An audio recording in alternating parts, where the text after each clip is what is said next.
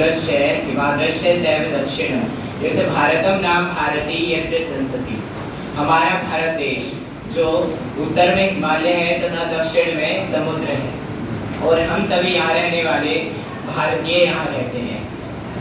नमस्कार, मैं देवांश चौधरी माधव देशपांडे आप सभी के समक्ष आत्मनिर्भर भारत इस विषय पर अपने विचार व्यक्त हेतु उपस्थित हुआ हूँ। आखिर क्या है आत्मनिर्भरता? आत्मनिर्भरता वह है जब जीजाबाई की इच्छा पूर्ति हेतु शिवाजी ने किले को फतेह करने के लिए जो शिक्षा ग्रहण की, वह है आत्मनिर्भरता। आत्मनिर्भरता वह है जब युवा विवेकानंद विश्व का केंद्र है अमेरिका के शिकागो में भाषण के उद्बोधन में कहते हैं my brothers and my sister's. इस उद्बोधन में छिपी शिक्षा है आत्मनिर्भरता।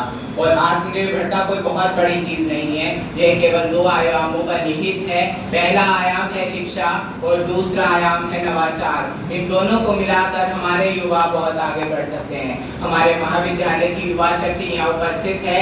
मैं युवा शक्ति को उत्साहित करना चाहूँगा कि तुम्हारे हौसलों से आत्मनिर्भर भारत अपनी बुलंदियों को छू सकता है। भारत के यशस्वी प्रधानमंत्री माननीय श्री नरेंद्र मोदी जी ने लाल किले की प्राचीर से कहा था कि आत्मनिर्भरता की ओर बढ़ते कदम। उस उद्बोधन को सत्य प्रकट करने के लिए हम सभी को अपनी जी जान लगानी होगी, तभी देश का युवा इस सपने को साकार कर पाएगा। मैं बात कर रहा हूँ उनकी जो युवाएं हैं और IITs, NITs और मेडिकल कॉलेजेस में पढ़ रहे हैं और साथ ही तेजस, मिराज जैसे एयरक्राफ्ट और युद्धपोत भारत को दे रहे हैं, जिसके बल पर वह आत्मनिर्भर बन रहा है। आत्मनिर्भरता कोई बहुत बड़ी चीज नहीं, यह शिक्षा की देन है। कहते हैं कि काल भी गति से अपना चक्र बदल सकता है और युवा गौर फरमाइएगा कि युवा शिक्षा से धरती को अंबर से जोड़ सकता है। आप सभी यहाँ बैठे हैं तो मैं आप सभी का आह्वान करते हुए कहना चाहूँगा कि वीरता के व्रत से विभूषित महाराणा प्रताप, पन्नाधाय और पद्मनी के वंशजों को यह शोभा नहीं देता कि वह हाथ पर हाथ धरकर बैठा रहे और कुछ ना करे, बल्कि हमें जो आता है उसमें अपना सहयोग देना चाहिए। जो दौड़ सकता है वह दौड़े, जो चल सकता है वह चले और यहाँ तक कि जो रेंग सकता है वह रेंगे। यह है आत्मनिर्भर भारत की पहचान। भारत के प्रधानमंत्री यशस्वी श्री नरेंद्र मोदी जी ने कहा था कि वोकल फॉर लोकल। इसके माध्यम से हम कैसे आत्मनिर्भर बन सकते हैं, मैं एक उदाहरण के माध्यम से आपको बताऊंगा।